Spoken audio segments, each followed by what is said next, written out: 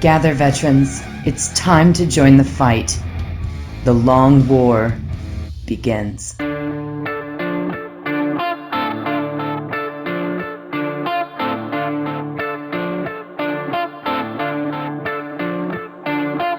This is The Long War. I'm Robbie B. And joining me once again are my partners in crime, Kenny Boucher, Stephen Four, and special guest, Mike Haspel. What's up, guys? Hey, how's it going on? Hey, what's happening, everybody? I'm going to say it. Always keeping it icy. I think you stole that line from somebody. I did. It's officially the property of this show. No doubt, no doubt. So it's been a crazy weekend. I know we all had stuff going on. I was holding it down here with in the Cat Command Center, keeping an eye on the Kickstarter and everything. But before we get to all that, let's take a quick break to hear from our sponsors. Dear veterans, quickly make your way to thelongwar.net and find out how to reap your hard-earned spoils of this long war. For our allies at dicehead.com have rewarded us all with an extra 6% discount on all dicehead.com merchandise. So stock up, dear veterans, and enjoy. Okay, and we're back. So we got lots to talk about. G-Dub's making some serious moves, got some new product on the horizon. Mike Haspel has a really exciting segment. I think it has to do with old timers and gaming, or old time gaming. Yeah, and bringing some of the hobby back, honestly. Hell yeah. Yo, you sent me some of my email that I definitely want to talk about later too. I hadn't seen that thing in quite a few years. So it was good to recognize. Oh my God, we talking about the same thing? Because there's something on my body I haven't seen in a few years too. That's you might want to get that looked at. I can't look at it. That's the problem. Oh my goodness. Oh man. So much to talk about. I would think we should start out with the tabletop market watch, of course. But before we get to that, there is a Kickstarter going. You might have heard about it. We are on 2 weeks, day, I don't know. We're at the middle. Day 14, 16 left. I can't remember a time when we weren't kickstarting. As long as I can think back in my life, I've been involved in a Kickstarter now.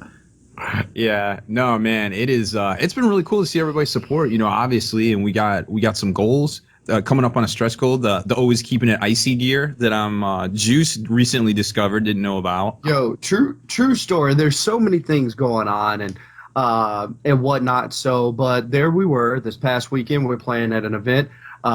Big shout out to all the veterans that showed up this past weekend. It was such a great time hanging out with everybody. Kenny walks over and is like, "Yo, man, we just hit a new stretch goal and everything else." Oh, this is so awesome. So I noticed, because I picked up my phone and I saw the update on my phone. I was like, "Oh, Kickstarter, let me see this." And I looked over. I said, "Kenny, when did we get these fresh ass icy hoodies? Why didn't anybody tell me about this?"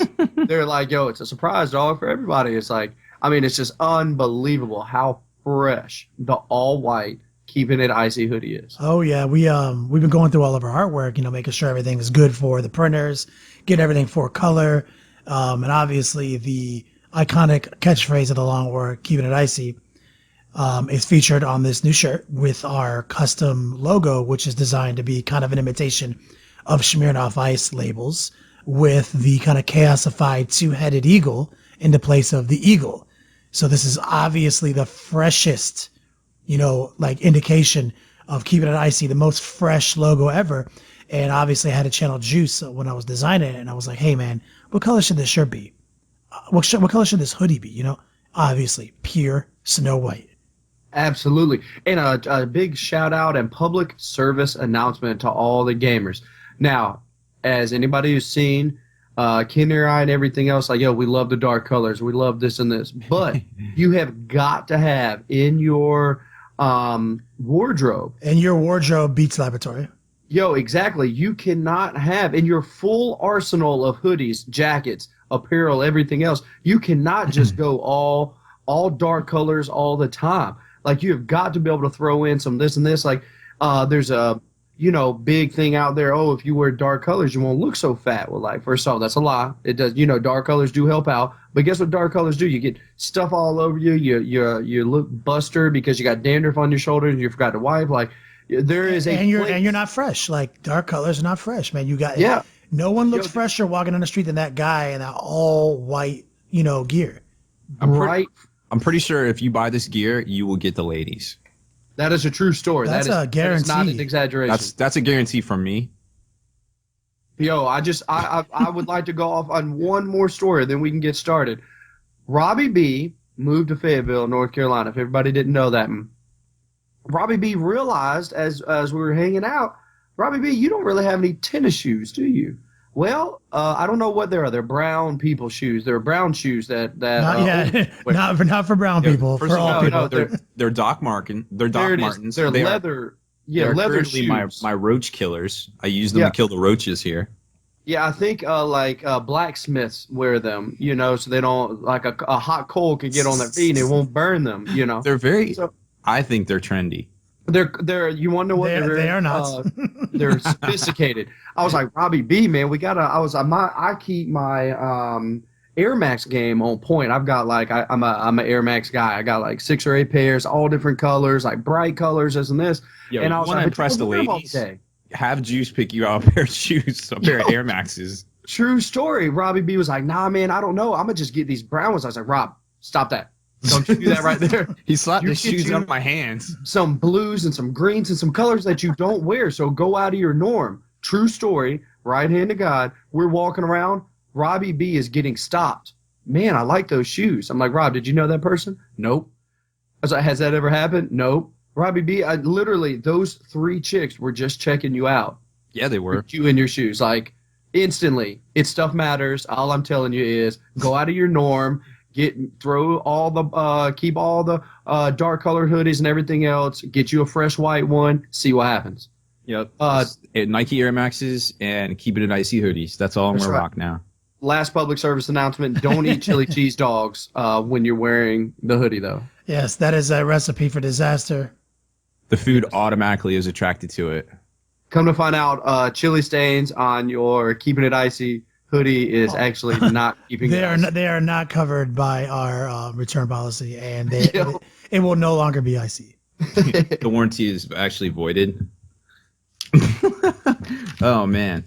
So good public service announcement. So obviously you will never see me on my brown shoes unless it's raining. Then you might see them. Or if you have to build a sword.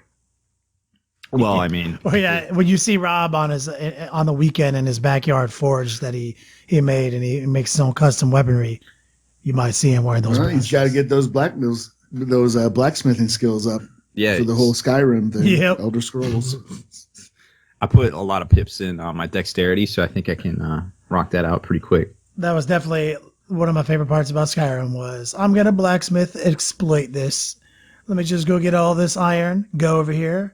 Make a bunch of daggers, sell the daggers, buy some iron, make a bunch of daggers, level 100 blacksmithing. Nailed it. I hope that in the new Warcraft movie that they have a solid half hour of dudes just grinding to get. He's just grinding out some blacksmithing skills. I'd like the Chinese gold farmers just like killing troglocks or I forgot what those were. All those things. I hated them. I don't even know. I've never played Warcraft. I played the old RTS back before it was the World of Warcraft. Oh yeah, neither have I. I don't know. You don't know what you're talking about. No, I never played that game. Well, anyway, Kickstarter still going strong. Check it out. New stretch goals unlocking every day. We got all sorts of new cool things, and I just want to say one last thing before we move on to the meat and potatoes of the show. Buy a Long War shot glass, the most legendary shot glass in the gaming industry, featuring the iconic logo of the Long War. Man, we got them up on there.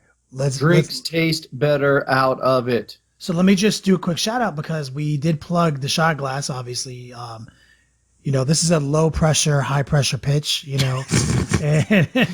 And so somebody just upgraded their pledge on Kickstarter. Just now? Yeah. So just I saw that. So this is our boy named Troy Cadiff. Oh, Troy. He I believe it's him. Nope, sorry. He just backed us today. Thank you, Troy. You are a recent backer. Another guy looks like Dire Hippo. Dire Hippo just upgraded from the $5 pledge, which is we thank you from the bottom of our hearts pledge. He just jumped it up and he just selected. He's the first guy to do it. Selected the I never drink a load reward, which is the 3 shot glass bundle. 3. Yep. Always enjoy responsibly. My dog. That's what I'm talking about. Thank you. Heck yeah, no doubt. You have just officially doubled the amount of shot glasses we've sold. So, no pressure. No pressure. But seriously, buy those shot glasses. Speaking about buying things, Games Workshop's putting out some new things, and Mike's G-Dub chip's probably going off in his cranium right now. Yeah, it's hurt. I'm actually in pain right now. It hurts us. It hurts us. So next week for Black Friday, they got the good stuff coming out. Finally, we get that expansion, the Talmanka book. That's looking pretty cool with a lot of new rules in it, but doesn't look like you're going to have Blood Angel rules, so I'm a little sad panda about that. But they are going to have some new guard, which I know that might interest Juice a little bit. Oh, it does. Some sort of assassin rules, whether they're new, old, reprints, we're not really sure. Obviously, new Tal. Apparently, there's also new Raven Guard and White Scars rules in there as well. So it's going to be even more rules for everybody to figure out and to go with the last book too. So it's like, wow, it's getting kind of hectic up in there. Plus, there's that dope ass chaplain model with like the sweetest wings like in the history of ever for Games Workshop coming out. Oh my God, that chaplain is literally the best model I've ever seen. Yeah, it is so fresh. Gosh, and I'm so glad they did it in plastic and it wasn't like fine cast and like, just like would fall over after like a day on your like bench, the million little flash hair thin like connection pieces that hold everything together that you have to carve. You basically have to carve this chaplain out of a block of resin.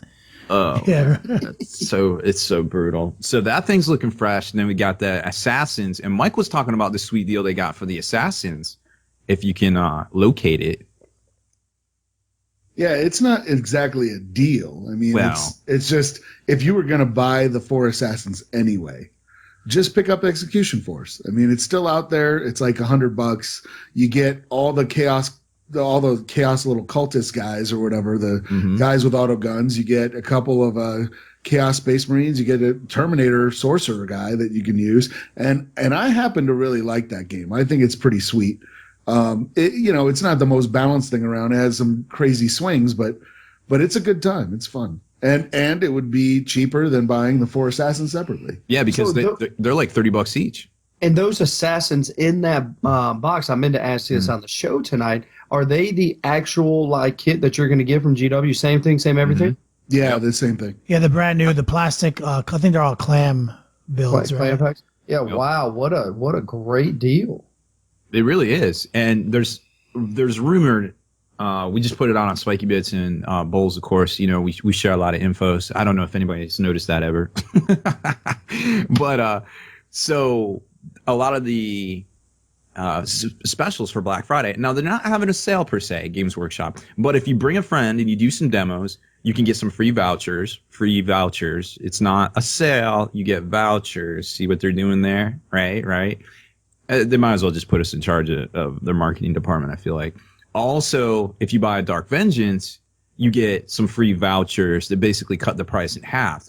But you have to pay full price, but you get free vouchers. See what's going on there? Oh, yeah. So you're just going to keep spending money. Right. Yeah. So it's like getting store credit. Yeah. It's like going infinite but you still have to buy stuff. But, I mean, it's still good deals. And there's rumored, to be some in-store bundles that are pretty sweet, but we haven't seen anything on them specifically. So I feel like, between that letter of, Kevin Roundtree that put out for, the new specialist games and forming this new studio to be more responsive and be able to get things to market quicker. So that way we're all, our chips are going off every week in our heads to buy this stuff when we're seeing all these splash releases. I mean, Games Workshop put out 100 kits last year, 100 kits last year, 100 new releases. Yeah, that's kind of crazy. That when you think about it, like who else puts out 100 things? Like in a year, like a manufacturer wise, you know what I mean? Like I don't know. I'm hard pressed to like. That's all. I mean, that is an insane amount of new products. Yeah, it is definitely. And they're setting up this new studio to be responsive. My hobby pipe dream is to come up and have expansions to the new Battle for Calth game because it's so much fun and it's there isn't any arguing and it's all about bringing a hobby back because you got You got your 32 mil bases. You got your guys on it. They're all fresh. Walking around in the grimdark arcologies and stuff. So it's pretty dope. I wanted to bounce some rules ideas off you guys later for all that. But before we get to that, I wanted to hit on another sweet spot of mine that's also in the Tabletop Market Watch. New Armada ships are coming out next week for Star Wars Armada. Wave 2. Yep, we're finally getting to Wave 2, the big ass Star Destroyer. Is this the all Jar Jar Binks piloted Imperium fleet? That is exactly it, Kenny. Developed, manufactured, and flown by Jar Jar. There's absolutely nothing can go wrong with this. No, secretly the greatest Jedi in history. No, a lot of people have really been waiting for this stuff to come out, and then apparently a week before the movie comes out, some of the new X-wing ships, the new TIE fighter, they call it the TIE FO, and the T-70, the new X-wing, are coming out too, and that's for the Wave 2 stuff. It's you're getting the Mon Calamari cruiser, you're getting the Imperial class Star Destroyer, the Imperial Raider, which I think is actually in X-wing, right? It is, but it's much bigger.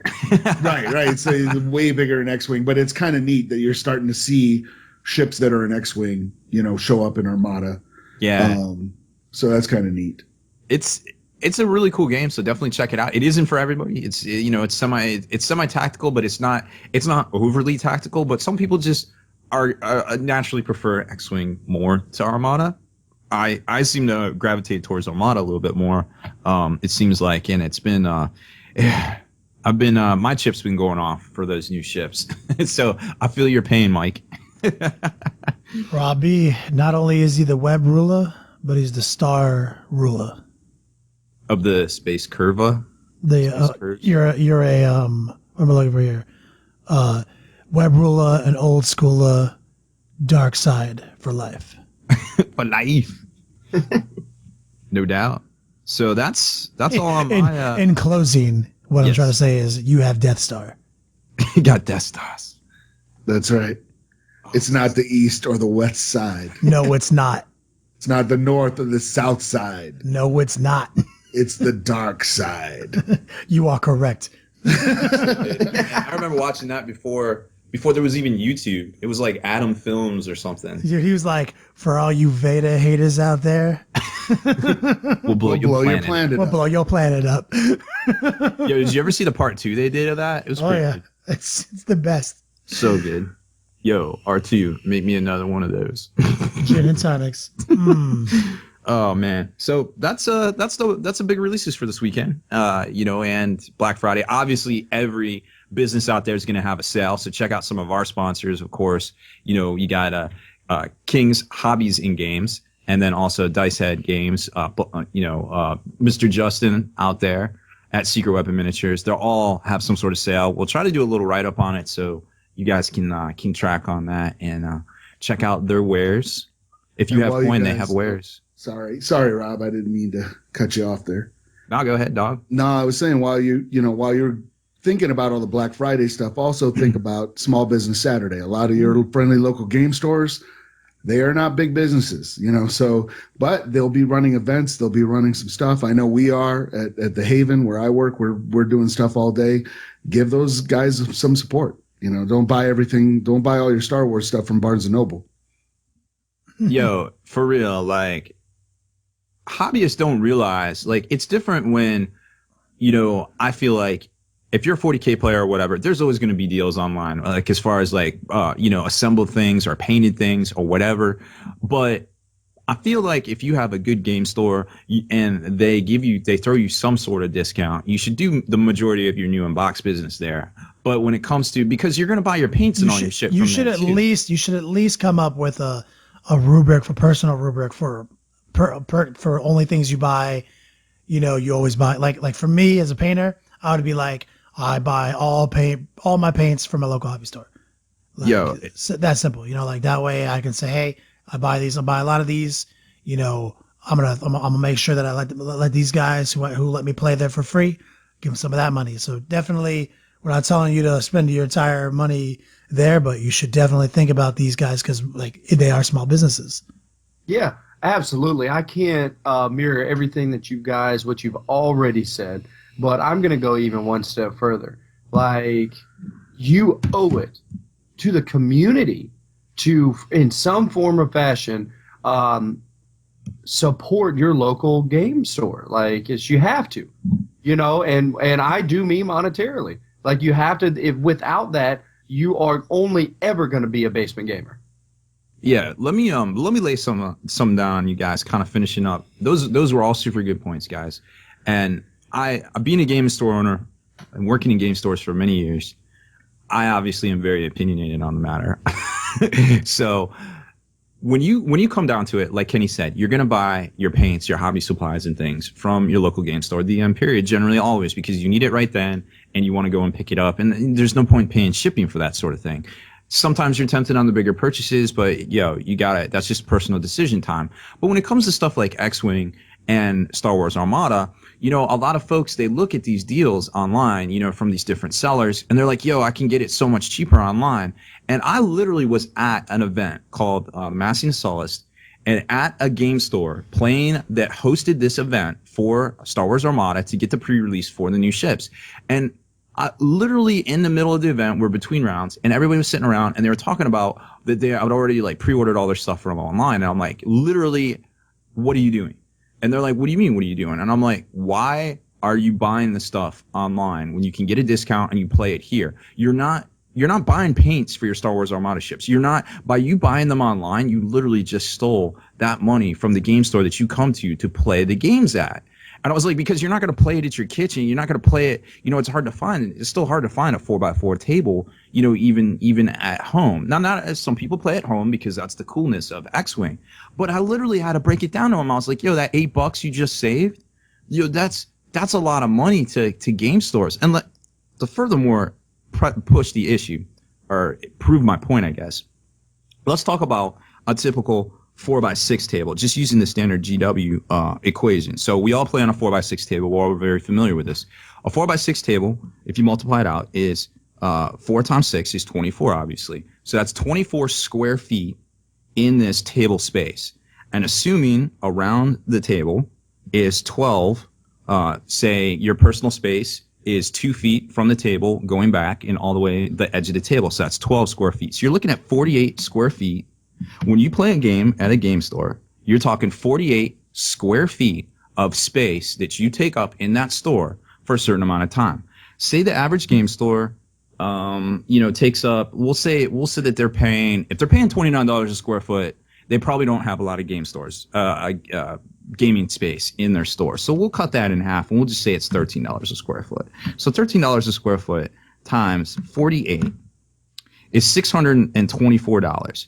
So per year, that game store, it costs them just to have that space there for that game store per year, $624 just to have a table available for you to play on at any given point in time. Wow, that is such a... I'm like, oh my God. I want you to know, as you were going, I was like, again, using my local game store, Hit Point Hobbies. How many tables do they have?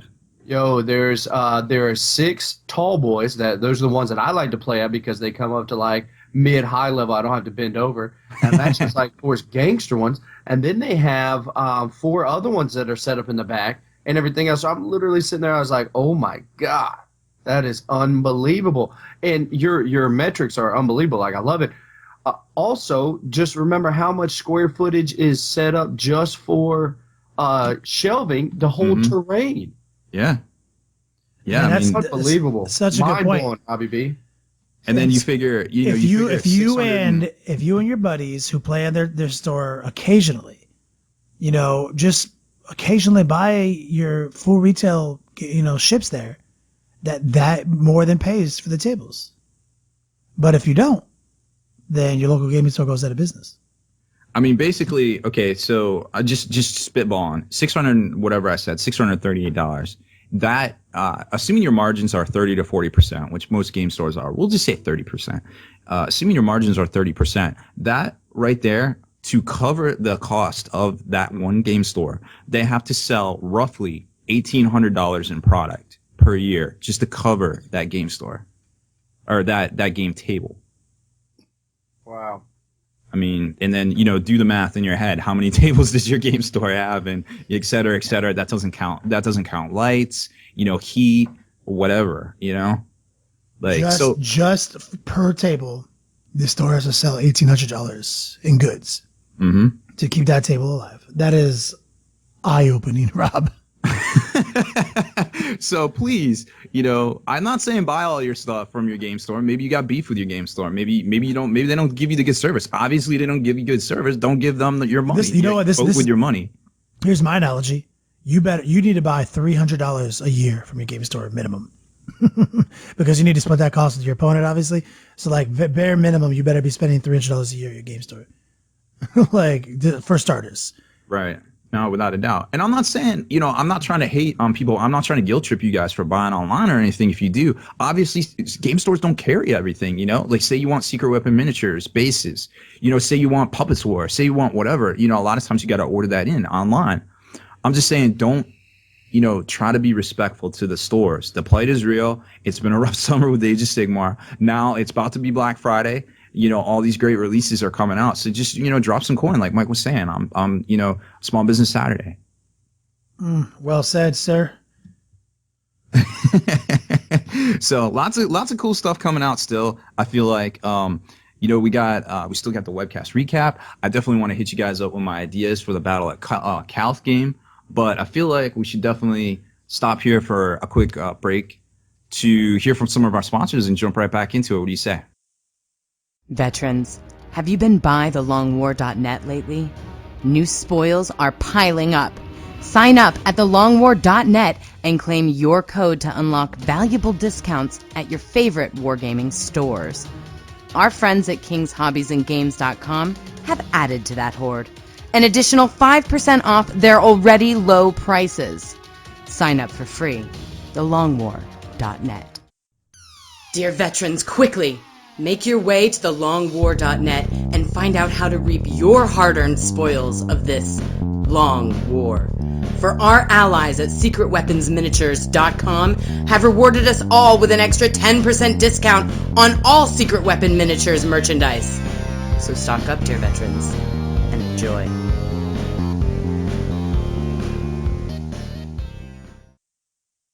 And we're back.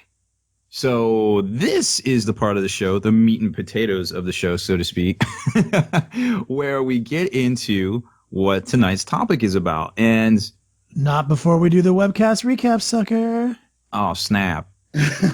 Yo, Haspel, what do you got for us? All right, I got a couple things real quick. Emperor's Canary says he's painting up an entire Blood Ravens army. I'm like, oh, you're man after my own heart, backbone of the Empire. Metal boxes. And he's like, oh, and he's keeping it icy, baby Jesus. He also added that. Ricky Bobby quote. Golden Fleece Stappers. Yo, Emperor's Canaries, like, again, you get the Golden Star Award of the day with the best intro. Like, nobody's even coming close to you, dog. Like, you're a true beast. Yeah, we did. Yeah, we did meet somebody this weekend at an event we went to named Sean. I think he walked right up to Juice and was like, yo, dog, this is literally clutch. Yo, he came in hot at first. And I loved it. Absolutely. We had quite a few people come up and do it, man. It was just great weekend. Could even cared less about playing 40k. It was more about hanging out with all the veterans and everything else. It was a really great time. Yeah. Not to derail you too much, Haspel, but I just had to shout out. I was just hoping that Sean was Emperor's Canary. Then we had Gabriel, who said he was asking if a Chaos Terminator Lord's upper body would fit on a Chaos bike because he likes the bigger body. Let me answer that question with another question. Would my upper body fit on Rob's legs? I knew the answer to this one. Yes, and then you would become a meme where it would show my face and looking at you saying, friends won't let friends forget leg day. Skip leg day, yep. I mean, the only way that would work is if we go human centipede on the whole situation. There it is. So the answer, Gabriel, is probably not going to work. You can human centipede him if that answers your question. And then we had Fallen Cypher saying that the Horus Heresy box set equaled how quick can he sell off his Infinity stuff and buy all of the Heresy. And I just wanted to throw in and dissuade him from selling his Infinity stuff. Is that was that Fallen Cypher? Yeah. The original Marshall. He just got married, so he's probably a little tight on cash. Oh yeah, but you know, I have a feeling like I might have heard from a little bird, but I might have misheard him. So take it with all the salt you want. That GW has already sold enough of the horsehair seed. It's not going anywhere. They're definitely going to be doing, you know, another run. Whether or not it's limited, we don't know, but it's, you know, it's a product for a while. Its good dealness isn't limited, that's for sure. It's actually a real deal, not the standard quote GW deal. As we talked about earlier, this is actually, all these things together is a massive savings. Yeah, you get a great discount. It's not a bundle. Yeah, it's not the fake bundle deal that you see on GW's websites. That costs literally exactly the same amount of money. They're not. I mean, sometimes they're pretty good. Like the new box sets that are actually coming out this week, like the Maniple. Rob, but not before they raise their prices. They do that sometimes. We got new deals. Stealth price raise. It's like it's kind of like the Tool song lyrics, like the other time. I used to like Tool before they made the same album they made the last time they made the same album. Yes. You're as cold as ice. Cold as ice. But I mean, here's the thing: is like, you know, a lot of people still like Tool, and I still like GW. So. Yep. But that's Foreigner, not Tool, right? Can't. Yeah. Cold as ice. Cold as Word. We're mixing a lot of things up right now. I'm old. I forget sometimes. Yeah, keep up. You gotta keep up, man. And if you're not first, you're last. I guess we can say that's Cold Blooded. I guess that's a Tool song. That's Cold Blooded. That's Tool, right? Mama says it's a Guitar Hero song for sure. That's for sure. Dude, that's the only reason I know the old songs, because it's a Guitar Hero, totally. All right, Haspel, you got any more webcast recap? No, that's about it. That wraps it up. We did a lot of jokey McJokesters on the webcast tonight. Man, what a great group tonight, man. We had a really big crowd that was completely active. You know, sometimes we get a bunch of people that that show up and sign in, but don't get too much interaction. But man, tonight it was a full-fledged, one punchline after another, and it just kept rolling. So what a great time tonight. Still riding high off the energy of the Kickstarter success. We're at this moment over $12,000 raised in sales. We're looking forward to fulfilling all these rewards and all these orders. So we've just been so giddy. You know, obviously, Juice and I just came back from an event where we handed out handshakes and hugs, aka hugs and handies, all weekend. How much does that cost? Yeah, it's literally free. We pay you. It's free. Yeah. Hugs and handies. I don't see. Why is it kidding? Why do people keep laughing when we say handies and hugs? I don't understand it myself. That is crazy. You know, that's where we met our buddies, Sean, and, you know, shout outs to Quentin, Clint, Mike, the Mats, you know, the Bobo Jellics, like, met all these people, you know, and obviously gave them handies. Is the Bobo Jellics, is that like all inclusive of like the Steve Bruleys and the Josh Pruitts and the Bobo Jellic is his own world, his own island. But okay. I didn't mean to group you guys in with them, but you guys are living under the star that shines that bright. Like, I mean, it's Bobo Jellic is the. So, big shout out as Kenny was just saying to Steve Bruley and all the crew and Boba Jellic. We went kind of hard on the webcast with Boba Jellic. I'm gonna need you to watch the show from tonight because it was a good one. I actually had to let everybody know how Steve Bruley, after a couple sips of some peach lemonade, was able to put you and Josh both in a double headlock. Yeah, what? Double headlock, reverse tornado DDT off the couch, double British Bulldog backflip. Everybody said he wouldn't do it. Steve said, might be old, but I'm going to do it. Everybody said, no, you won't, no, you won't. Next thing we know, blink of an eye. Blink and you would have missed it. Guest referee Stone Cold Steve Austin rolled up in there, counted him out, 1, 2, 3. There it is. Damn. No autograph signed. Drop the mic.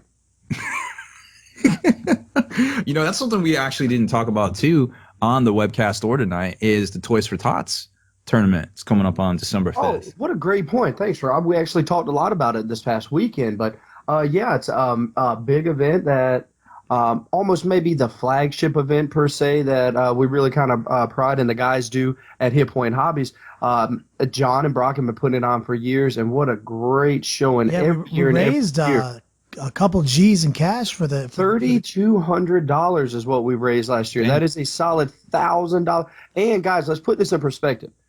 I think there was 25 people that showed up and or 18 that actually played in the actual event. But during the auction session of it, where a lot of the money gets raised, we had 20 more people or so come in just during that time frame that couldn't make it to the game, but still came to support, donated throughout the week, online stuff. I mean, it was unbelievable. The gentleman that has been coming to pick up the money that day for Toys for Tots. He shakes everybody's hands and kind of. Hey, I still have my pen he gave me last year. Absolutely, great guy. Him and his wife come, and they are just starstruck on the how much money we have generated from the first year that we've done it. I think the first year was $650, and we were all happy. We're like, man, this is awesome. We're happy we could do that.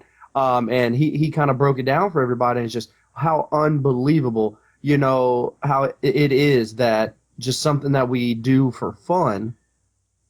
Something that we're going to do anyway, and anything else you can give back to not just the 40K community, but to people in need. Yep. And I could imagine, especially during this time of year, Toys for Tots is right there. It's one of the best things. You can check out Hit Point Hobbies on Facebook. You can check out hitpointhobbies.com. It's down there in Aberdeen, aka Southern Pines, the Juice's neck of the woods. They have their rubric up there. It's just like standard 1,850 point Warhammer 40K tournament. 50% of the entry fee goes straight in, and they're going to have options to buy in and donate more throughout the weekend. But it is still a tournament, so don't you don't have to worry about like, do I just need to show up and raffle or still get my games on? You're still going to get your games on. Yep. Still be fun times. Rob, Juice, and myself plan on being there, handing out handshakes and hugs, aka hugs and handies all weekend. Absolutely. And I put it up last year, and it still stands true. Clay Cruz is going to be there. Has already asked if he could again. And actually, Tim from this past weekend from out in California wanted to know. He just moved back to the area and wanted to know if he could come. But my place is right around the corner, and I have plenty of couches and everything else. So if you're out of town and you're like, man, I don't really want to make a day trip out of it, you are more than welcome to crash at my place. I got plenty of room. Heck yeah. Yo, I might come over there. There it is. You actually have a bedroom. Yeah, I know, right? So good. So good. I got to get one of them pillow topper mattresses like you have. So jelly. Yo, they make you feel like jelly. But man, I'm excited to talk about tonight's topic. Like, this is super exciting. Mm-hmm. This is something that like we talk about and preach all the time, and it seems maybe we come off a little preachy, but like it is super near and dear to the heart about how fun it actually is to play 40K and to interact with people in it. So Mike has actually found a relic of eons past, of games past. I couldn't imagine a better terminology. This is an actual true relic from a Space Hulk. Yeah. It's the SDC. It's how to run an event even. Yeah, Mike Haspel put on power armor, found a Space Hulk. Fought some Gene Stealers off. Yeah, retrieved this. Obviously, Haspel has a heavy flamer and a chainsword. That's right. And he's not wearing a helmet because obviously he's a named character. Yeah. Yep. And a Space Wolf, so it's like no. There it is. And actually, so Haspel has the heavy flamer and chainsword. Can opt out depending on what mission to have a chain fist. Right. So Haspel, what is this unicorn of relics that you found? Okay, I got to set it up with a little bit of background first. But what happened was this last weekend I went to a con called D20 Con. It was done at Rampart High School, and it was for middle grade kids. Where is Rampart High School? In Colorado, God's country, Colorado. Mm-hmm. In Colorado Springs. And you're right, I should have clarified that. But what was interesting is we ran into a bunch of these middle graders, and we were running, some games. I didn't bring a lot of 40K there because obviously middle graders are going to have a rough time affording that. But I did bring Execution Force, and they ate it up. So obviously the GW-ness of the models, of painted models on a tabletop still attracts people. We ran X-Wing. We ran a bunch of different games, Werewolf, stuff like that they would enjoy. But it got me thinking that there is right now, last podcast, Tim, our friend from King's Games and Hobbies and Games, I kept saying it backwards again. Yeah, King's Hobbies and Games. King's Hobbies and Games. that's the name of it. But man, every time in my mind, it's like King's Games and Hobbies. Why didn't you just name it King's Games and Hobbies? He made an observation, and he talked about how that war gamers are getting older, and how he went to this last War Games convention. It was like going to a geriatrics ward. And we've seen that too, to an extent, because obviously when we're traveling to different cons and everything, everyone's in their 30s, because you're talking about the expense of traveling, getting a hotel and everything like that. It's pretty rare to see younger gamers, but the majority of the gamers that play 40K and similar games like that are not tournament players. So you're really not going to see them. It's on the local gaming scene. Then I started thinking that, when I got into wargaming when I was like 14, 15, I was playing ancient Starfleet battles, Battletech, Space Hulk and Blood Bowl back in the late 80s. And the guys I was playing with were in their 30s. And they would mentor you, and they would let you know not just how to put together models and paints and stuff like that, but they would let you know when your behavior was unacceptable. And some of that stuff, I still struggle with. If if half my army gets handled on turn one, I feel like just walking away. And I got to remind myself that, hey, this is part of that social contract thing we keep talking about, that the game's not just about me. It's about us. It's about the guy on the other side of the table too. But somewhere in there, things have gotten lost. And it's like there's no one to mentor this next generation of gamers in. There is no next generation. If we don't start mentoring the 14, 15, 16-year-olds that are playing, get them into wargaming, not necessarily 40K, but any wargaming at all, there's not going to be, in 10, 15 years, there's not going to be wargaming. Half the stores will close and go away. And what a great point. I apologize, Haskell. I just want to stop you to insinuate what you just said of there was grooming younger gamers. Did they bounce around armies? They didn't know what they wanted to play. 1 week, because a codex came out, they're playing this superpower stuff, and then a month later, Eldar's the new hotness, so they're playing that. Were they that kind of gamers? No, they were not. They tended to play. And what's so crazy is because that's where the game used to be. We didn't have these, almost Tourette's having 40K players that search out a W. That's all they care about. So they're bandwagon 40K players. True OGs and pimps of the game are for example, I'm a NID player now. I just played some IG because I hadn't played them in years and I love them. But I'm a NID player, man. I'm always going to be a NID player. This is my jam. Kenny, you're a Chaos player. This is we have to teach that to the younglings. Yeah, and what's dangerous is we can see this happening in the hobby, not our hobby yet, but look at model trains. Model trains used to be huge. They're not anymore. People don't do model training anymore, so stores like Hobbytown that had a lot of model train stuff, they've had to branch out into other stuff. And one of the things that I was thinking of that ties back to what you were talking about with people running one army was back when GW was running tournaments and Rogue Trader stuff. And I'm going back to the days where you had to actually sign up if you were going to run a Rogue Trader tournament. And GW would kind of approve you for running it, and they would actually run your store address in the White Dwarf. So you had to submit it a certain amount of time. And I remember one of the scoring criteria was theme.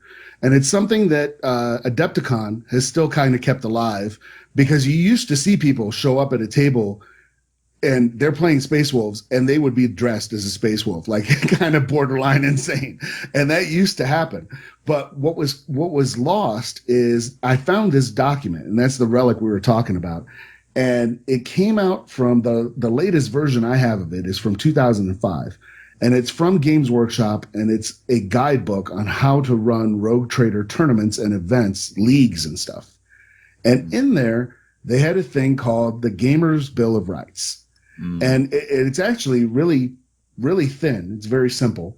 But I feel we could take this as a community, add some things to it that we want to see, and grow it into something that everybody can agree on. Whether you're ITC, whether you're Adepticon, whether you're bringing the hobby back, whether you're just running a local RT, if everybody says, hey, we adhere to this Gamer's Bill of Rights, And the one that GW had is really, really straightforward. It's and I'll read it to you. It's just 5 points. Gamers Bill of Rights, number 1, have lots of fun, meet new people. I think that's really easy to do. And for the most part, everyone's doing that. Number 2, battle against other painted armies. Number 3, have any disputes or questions settled by polite, impartial judges. Number 4, have the event organized and run in a timely manner. And number 5, play in a reasonably comfortable environment. Mm-hmm. And that's it. I can think of a couple of other things I would want on this Gamers Bill of Rights, but I don't want to like kind of prejudice people against thinking. But I think this is a valid conversation we would like to have, I think, to start bringing the hobby back. You know, just these are things that you can expect. Because I know, and I'm sure this has happened to a lot of people, where I've paid some money, I've attended an event, and it was very clear to me that the people running the event kind of half-assed it. And that's upsetting. Yes. Absolutely, man. Like, wow, what a great piece that GW's put on. And look, and we're talking about GW is not the tournament scene, they're not the competitive player, but like, you know, thank you GW for trying to keep us in line while we're trying to be competitive. You know, we need that back. We need it because structure. Like we always say, is like, give us the rules. We'll exploit the rules no matter what they are. So don't you want us to exploit things like being polite? Yeah. You know what I mean? Like, and that's a great document. We're obviously going to put that up on the Facebook page. We'll run a little poll, see what 5 more amendments, you know what I mean? Like, and we'll start trying to source those from the crowd. We'll run an article. Well, there's actually a couple on here that I wanted to touch on that I think are part of the packet that we should discuss. Yeah, in fact, this packet is like, I think it's 24 pages. And I just touched 1 page. So there's a lot of good information in here. Oh, yeah. No, there's some really good stuff. Like, there's this part right here. You can't win your own event. You cannot sponsor, run, or judge an RTT event and compete in it at the same time. If you run a club or own the store that is holding the event, it's best not to enter. If you are ever in doubt about fairness and collusion, or err on safety side, and don't participate. Why? Because it just looks plain fishy, and the fastest way to anger customers and players is by winning something you set up yourself. This rule should also apply to your staff. How many times have we seen that? That's a big deal. I mean, I mistakenly did that one time way back in the day when we ran our old 40k Red Crew stuff, and we ran like an 18-man tournament, and David came in and ran it, and so I thought it was cool. It's like, I'll just bring David in to run it so I can play in it, and of course I played in it, didn't win it, didn't have to, still got caught by people online thinking that it was shady that I played in it. So after I saw that, I never did it again. You know, so I learned my lesson, but it's true. It does just look fishy, and you shouldn't do it. Like, that's a great point. And then have it all laid out, like responsibilities, jobs, you know, rules judge, appearance judges. You know, there was a packet. You guys remember those old Rogue Trader trophies? The big chicken. The chicken, the old Sigmar guy fighting a Blood Angel. Yeah, she was so tight. I have one of those laying around here somewhere. Oh yeah, that stuff's really cool, man. It's so cool to see. This thing's 10 years old. You believe that? It's crazy. Oh my gosh.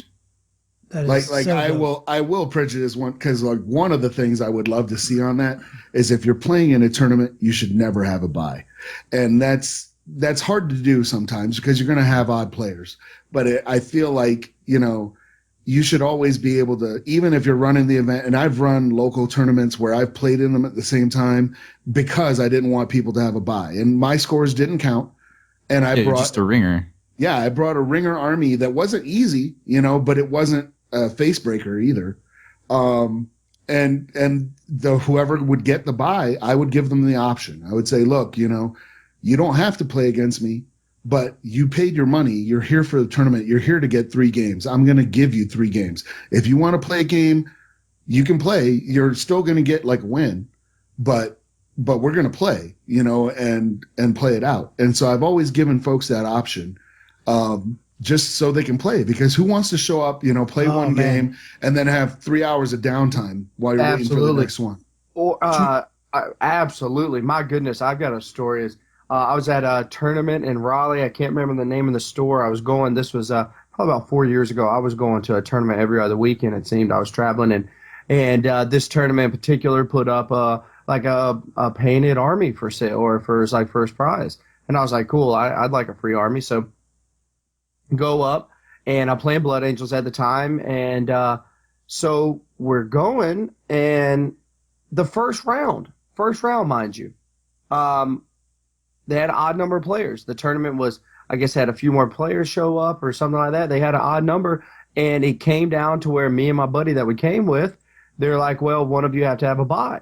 And they tried to give it to me at first. I was like, look, I want to play. I don't want to buy. I don't want to stand. And my buddy was like, he not that competitive a player and things like this, and but still wanted to win and things. And they're like, yo, a buy is max points. I was like, I don't care. I'll get max points myself. I looked at my buddy and I was like, yo, do you want free max points? He's like, yeah. And I was like, give it to him. I want to play.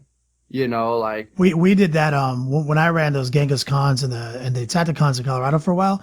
Well, we did one year. We did it. We said every time there was a buy, I brought my Death Guard, and I was like, you can take the minimum win for the buy, or you can play me straight up. And every round, we announced it every round. And first round, somebody said, I'll play you. And then the second round, somebody took it. And the third round, somebody played me. Always gave them the option. So that's evidence that 66% of people, when questioned, at least in that closed study, would rather take the chance of all or nothing just to get their game in. Absolutely. Matter of fact, I'm glad that's exactly what happened. It wasn't max points. It was like a minor win, because that one's when wins were judged like minor, major, massacre. Yeah. And it was a minor win or the potential. I was like, no way, I want to play. You know, so yeah, what a great, and that's exactly what you have to do, Kenny. So we're coming close to the hour, and I know that Rob really wanted to talk about expanding something, games, miniatures, nerd. So Rob, do it. You're one of us too, Kenny. It's true. Never forget. No, I wanted to talk about, I'm really smitten with this new Betrayal at Calth game. You know, it's the game that actually comes inside the box with all the really cheap miniatures for Horus Heresy. There is a game in there. You should check it out. So the stuff I was thinking about doing was basically how to upscale the game. You know what I mean? Like, basically this is a game where it's like, hey, you take a tactical squad, you take a Terminator squad, and you battle. And you can just say it has whatever. There's no like skirmish kind of feel to it where you build points. You're like, yo, I want this tactical squad. I want it to have a flamer. I want the sergeant to have a power fist, you know, kind of like that. And that, like we're used to in conventional 40k or Horus Heresy. So I was kicking around some ideas. I put an article up on Spikey Bits, like just kind of kicking around some ideas, looking for some feedback. But basically how I think we could upscale it to like 500 points or 1,000 point kind of games. And because it's fast paced, it's easy to play. There's no, I mean, there might be, but I haven't found any gray areas yet about like something that doesn't work right or something like that. So like, you guys know what I'm talking about, right? It's the hex board. We are all familiar. Okay. We've been on this podcast for 3 weeks. All right, just check it. I haven't gotten a chance to play yet, but I know what you're talking about. Yeah. I got you.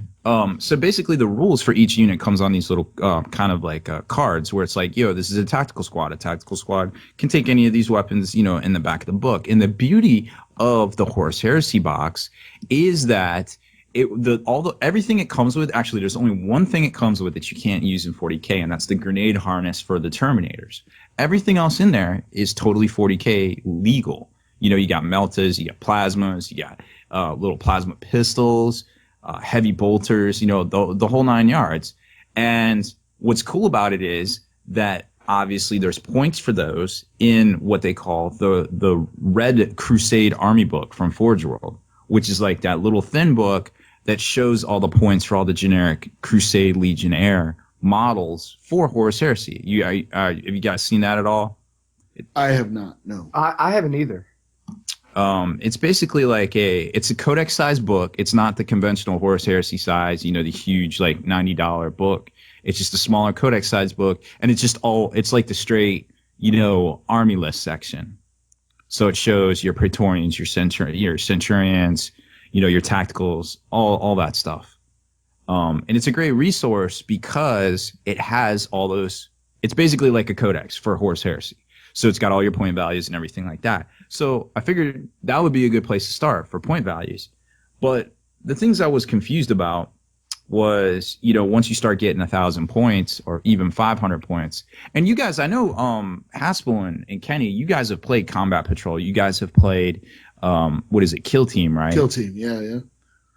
Yeah, I play Kill Team every Friday.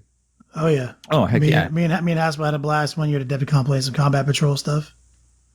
So this is kind of similar to that, whereas they're both small games of 40k, but with a role player element. Yeah, so you could take 500 points, and it would be kind of like a Kill Team kind of aspect to it for Betrayal Calth. You could take 1,000 points, and that would kind of kick it up to a Combat Patrol kind of level type thing.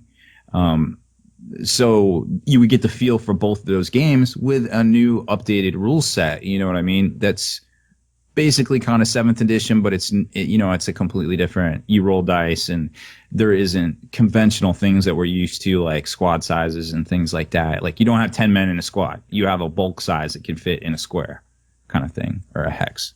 So you basically have to combine 2 of your game boards, which is that whole, like, playing with your opponent, like, hey, all right, you got your game boards, I got mine. Okay, let's set about making a quick battlefield, table to play on.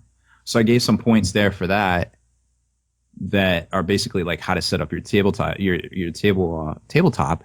And then the next thing was missions. And I was like, man, what can you do for having a mission? Like it's so small, like what could you do? And I was like, well, you could do the conventional, like capture the flag, like one objective in each opponent's area. Like, hey, you're trying to go over to their base, get their objective, they're trying to come to you, et cetera, et cetera. There's a lot of easy ways to draft things like that from Warhammer 40k. Yeah. Objectives all day, man. You can do progressive objectives. You can do anything. Yep, I got you. And one of the things, and I wanted you guys' opinion on, the whole thing I was talking about there with bulk was, a Space Marine is a bulk 1. You can fit a bulk of 3 in a hex. So you basically have these 3 squads. You have a squad of 3, a unit of 3 Space Marines, or a single unit of 1 Terminator, because a Terminator is bulk 2. And at the end of the day, I was like, man, you could do a kill point kind of, victory point kind of thing, because for each squad of 3, or if there's a squad of 2 in a hex, that would be a kill point. But then when you take a tactical squad and you break it down, you're talking, well, you could have 3 kill points for a tactical squad, because that's technically 3 squads on the tabletop. You know what I mean? Like, but I feel like your opponent's going to be fielding the same amount of stuff too. What do you think? I think that there's a lot of places to grow from here. Definitely come up, because it's like, obviously, as you were talking, I was like, there's a lot more to it. Mm-hmm. Obviously, we'd have to come up with you just have to strip squad sizes from the book, I think, and just be like, hey, you just buy as many Space Marines as you want. Just view the Space Marine entry as 1 to 10 Space Marines for this points. I got you. How many hexes are basically on a table? Oh, okay. So like a section, like one little hex grid that I guess fits in the box size. So about the size of a box. You're looking at, what was that, 4, 1, 2, 3, 4, 5, 6, 7. So roughly 20, probably like 32 hexes. All right. And then that's like 40. It's like 40 hexes. 40 hexes. And that's for both sides. And that's just one tile. So the box comes with 1 tile. Well, no, the box comes with 4 tiles. So oh shit. Yeah, the board I was talking about making was 6 tiles. So that would make a bigger board closer to 40k sized, and play bigger points. Yeah, I think that one of the main caveats would be you just change the entries in the books to change the squad size. So that way I think that'd be the least amount of manipulation you'd have to do. So you could say, hey, you can buy a tactical squad. You could get 12 in a tactical squad, and then you could break them up into 4 units in the hexes, kind of thing. Yeah. Yeah. I mean, I wouldn't even do that. I would literally just say buy 1 to 10 Space Marines. Yeah. Just buy them individually, like you would on like you can buy one space, or whatever. You can buy like 1 to 10, but they're not. They're their individual bulk guys. Space Marines are 14 points each, 15 points each. You can buy 1 to 10. Just do that. I think that'd be dope. Right. And then you can just expand. You can take other units like scouts. Say scouts, give scouts some kind of special rule where, like, obviously, the Space Marines bulk 1, in a scout, there's nothing less than bulk 1, but you can say scouts can be purchased in bigger units and still count as bulk. It still count as less bulk. Stuff like that. You can come up with all sorts of things. You can say Dreadnought is bulk 3. Yeah. Well, yeah. Dreadnought is actually bulk 3. The Contenter. That's the rule. So that was a good extrapolation there. So yeah, I mean that was like the big thing I had. And then they have these command cards. One side is Ultramarines, one side is Word Bearers, and it seems like they're almost like pitted against each other. So I feel like in that instance, you would have to kind of say, hey, I'm representing the Ultramarines.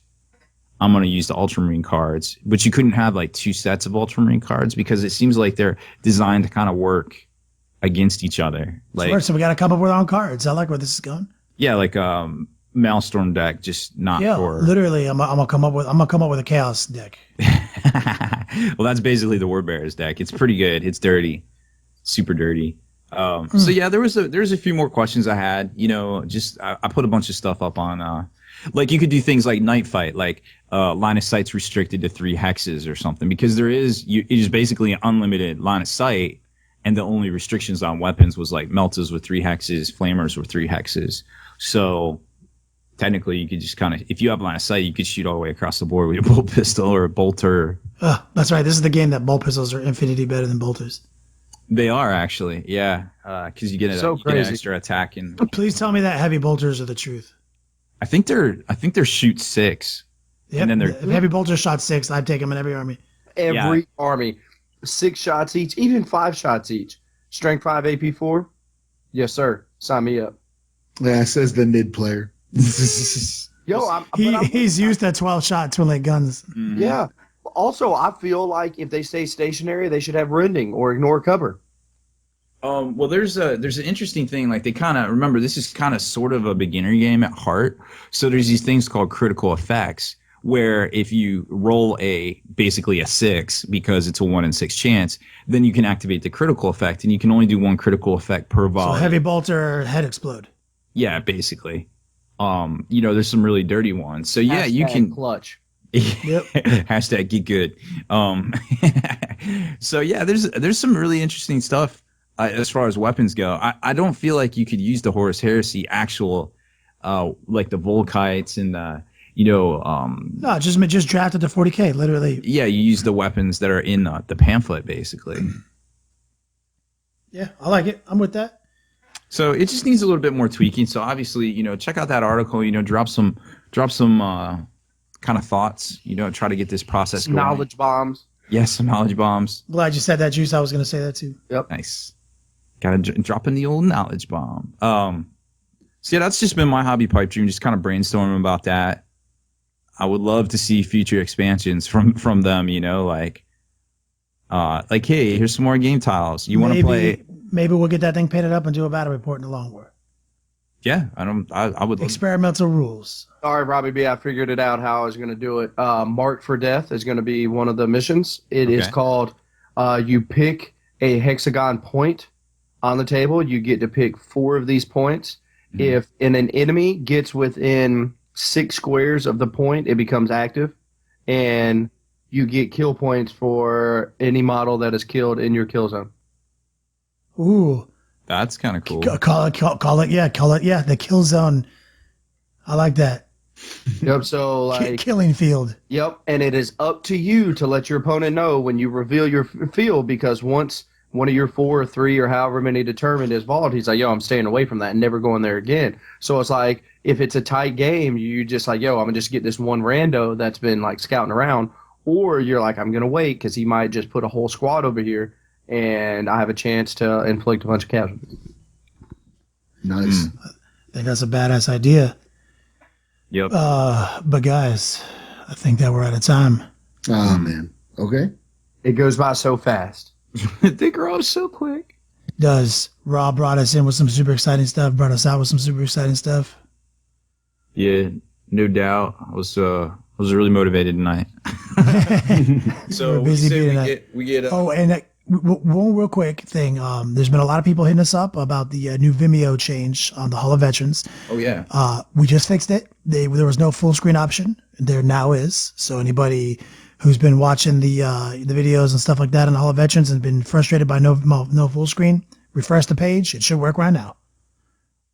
Nice. If we're lying, we're dying. Yep. I better go double check. I checked it already like 3 times.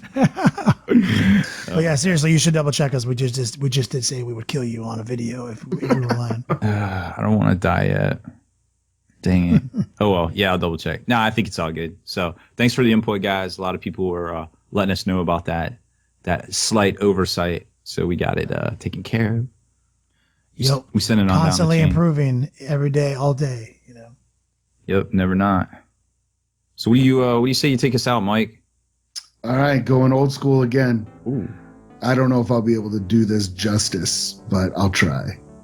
I'll live to see you eat that contract, but I hope you leave enough room for my fist because I'm going to ram it into your stomach and break your goddamn spine. You know what I mean? It's like we don't need to be playing with smoking jackets, but this is a game that... What do you mean? You don't play with a smoking jacket, you fucking a homeless person? What does it mean to be a veteran of the longwar.net? You are the first in the door to all exclusive content, and your clearance will be raised for the earliest access. You can enlist for free. When you're a veteran of the longwar.net, you are the front line to bringing hobby back. Join our Hall of Veterans at thelongwar.net. Finally, the Long War Kickstarter is here. We are trying to raise money to improve all elements of our videos. Cameras, microphones, lighting, and even editing software. We're more than just a company dedicated to bringing hobby back. We're a community. Whether you enjoy all of our content for free here on YouTube, or you're a member of the fast-growing Hall of Veterans and you enjoy early exclusive access, we're part of the same community. It's not all business though. All the Long War swag that you guys have been waiting for is available on the Kickstarter. Please stop by, check out our Kickstarter, and thank you for the support.